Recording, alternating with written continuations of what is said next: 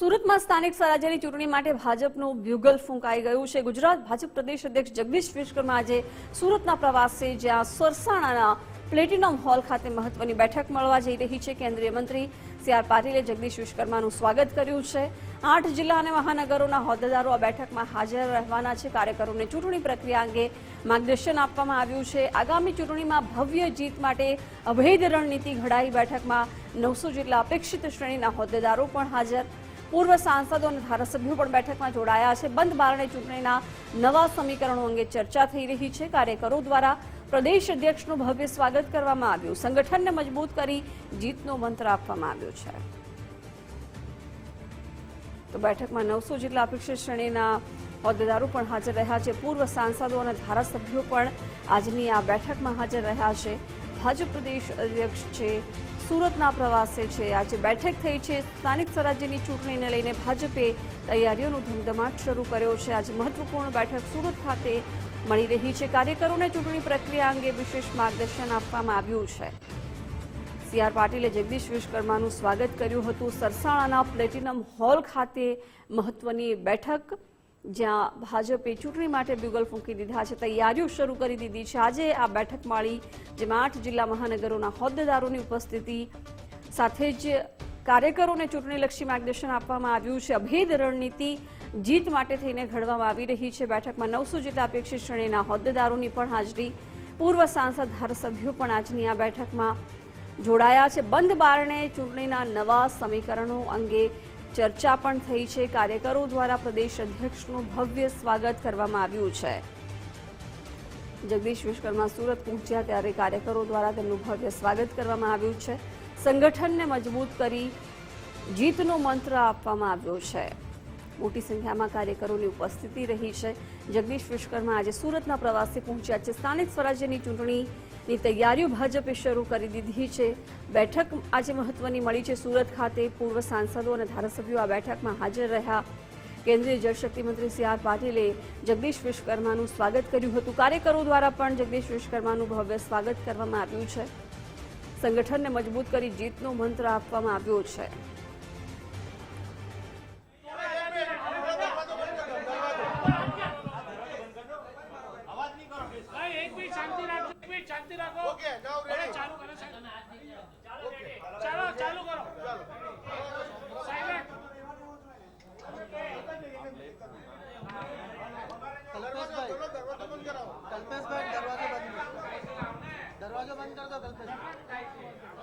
તો કેન્દ્રીય મંત્રી સી.આર. પાટીલે પણ જગદીશ વિશ્વકર્માનું સ્વાગત કર્યું। મોટી સંખ્યામાં કાર્યકરો ઉપસ્થિત રહ્યા।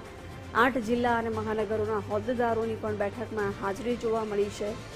જગદીશ વિશ્વકર્માની ઉપસ્થિતિમાં એક મહત્વની બેઠક ચૂંટણીને અનુલક્ષીને જીતનો મંત્ર આપવામાં આવ્યો છે। બંધ બારણે ચૂંટણીના નવા સમીકરણો અંગે પણ ચર્ચા થઈ છે।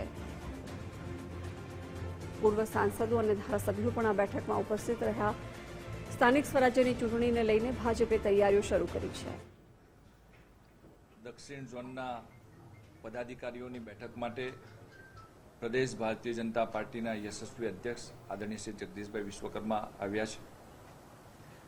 આગામી સ્થાનિક સ્વરાજની ચૂંટણીને ધ્યાનમાં રાખીને મંડળથી લઈને જિલ્લા સુધીના બધા જ કાર્યકર્તાઓને ઝોન્સ મળવાનું થાય એ પ્રકારે એમનો ગુજરાત પ્રદેશની અંદર પ્રવાસ ચાલી રહ્યો છે। અને આજે શરૂઆત દક્ષિણ ઝોનથી થઈ છે। બપોર પછી મધ્ય ગુજરાતની અંદર મધ્ય ઝોનની બેઠક છે।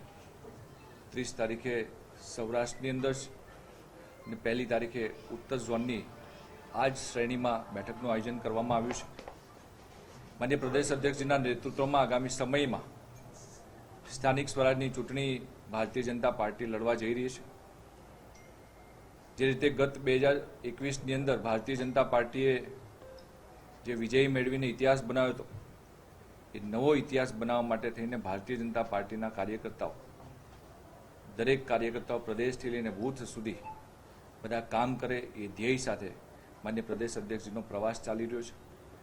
જે પ્રકારે આપ સૌ જાણો છો કે દેશના યશસ્વી પ્રધાનમંત્રી શ્રી માન્ય નરેન્દ્રભાઈ મોદીજીના નેતૃત્વમાં દેશની અંદર કામ થઈ રહ્યું છે। દેશની અંદર છેવાડાના લોકો સુધી સરકારની યોજનાનો લાભ પહોંચી રહ્યો છે।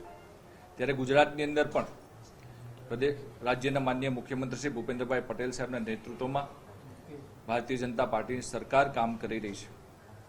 સરકારની યોજનાકીય લાભાર્થીઓ સુધી પહોંચવા માટેનો પ્રયાસ, સરકારે કરેલા કામો, સાથે સાથે સ્થાનિક સ્વરાજની ચૂંટણી છે તો સ્થાનિક સ્વરાજની અંદર પણ ભારતીય જનતા પાર્ટીએ એકમના માધ્યમથી કરેલા કામો એ લોકોને યાદ અપાવીને એ પ્રકારે આવનારા સમયમાં ભારતીય જનતા પાર્ટીના કાર્યકર્તાઓ લોકો સુધી જવાના છે.